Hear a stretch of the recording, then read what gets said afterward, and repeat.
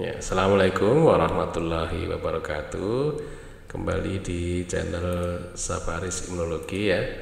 Masih melanjutkan pembahasan mengenai jenis-jenis interferon tipe 1 ya.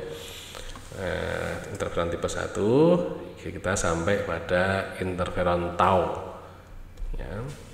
Nah, disclaimer dulu ya untuk para pemirsa yang baru sekali ini menonton ya, nanti biar mudah untuk memahaminya.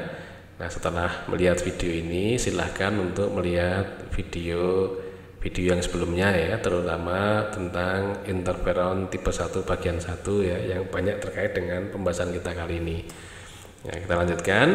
Nanti yang kita bahas adalah siapa yang menghasilkan interferon tau, kemudian sinyal intrasel dari interferon tau, aksinya dan fungsinya ya. Interferon tau itu dihasilkan terutama oleh sel trofoblast dan endometrium ya. Nah, bagaimana sinyal intrasel interferon tau? Ya, sama seperti halnya interferon tipe 1 yang lain. Jadi reseptor dari interferon tau ini adalah IFNAR 1, IFNAR 2 ya. Kalau IFNAR 1, IFNAR 2 sudah berikatan dengan interferon tau, maka akan terjadi perubahan konformasional dari IFNAR yang berada di yang domain dari intrasitoplasmik ya. Nah, sehingga ketika sudah ada perubahan konformasional di sini bagian domain intrasitoplasmik, maka akan didekati oleh janus kinase dan TYK2. Nah, keduanya ini nanti akan mengaktifkan STAT ya, dengan cara memfosforilasi STAT ya.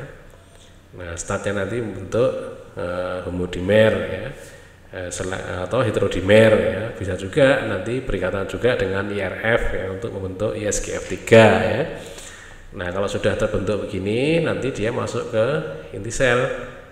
Nah, setelah masuk inti sel mempengaruhi gen target ya untuk bertranskripsi ya menjadi mRNA dan seterusnya ya, sehingga terbentuk protein-protein yang dihasilkan untuk tujuan dari aksi interferon tau ini ya.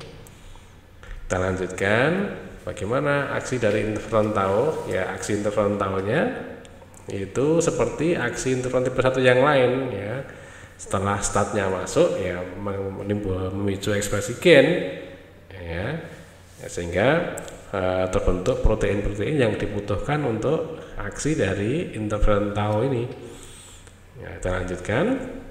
Nah, terus fungsinya apa ya? Fungsinya awal penemuan dari interferon tau itu, memang interferon tau itu dikenal sebagai faktor yang mempertahankan konsepsi pada ruminan ya, pada hewan sapi misalnya ya. Nah, ternyata tidak hanya ditemukan pada hewan ruminan ya.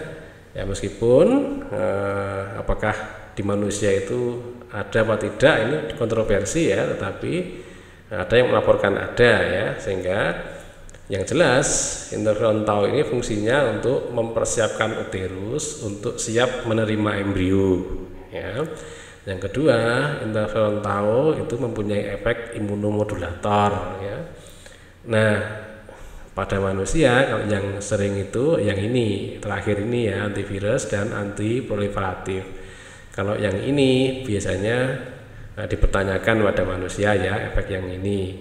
Nah, sehingga yang pada manusia itu yang dua terakhir ini ya, itu pun masih perdebatan ya. Nah, kita tunggu aja nanti laporan penelitiannya seperti apa ya.